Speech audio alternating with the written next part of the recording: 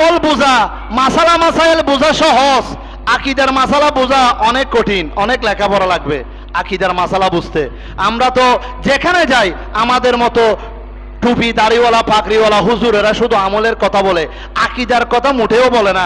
তো আকীদার সাথে তো ইমানের সম্পর্ক, ইমান ঠিক না থাকলে আপনার নামাজ, দোয়া, হজ, যাকাত এগুলি কিভাবে কবুল হবে?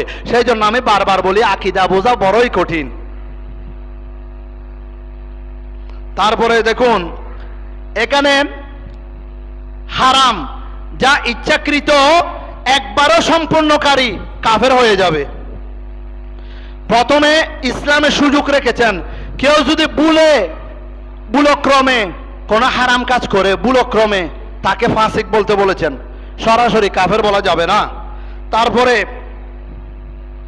আবার কোনো কারণে মানুষের চাপে বা কোনো কারণে করে ফেলেছে, তাকে কবিরা গুনাহগার হিসেবে সে চিহ্নিত হবে।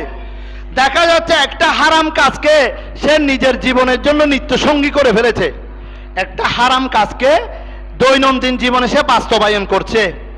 ও গুণ করতে করতে গুণর আর গুণ মনে নয়, হারাম খাইতে খাইতে হারামকে আর হারাম খাওয়া মনে হয় না।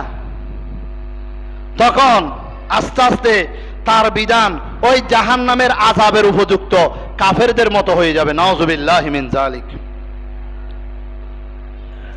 কেননা হারামের বিপরীত হচ্ছে ফরজ।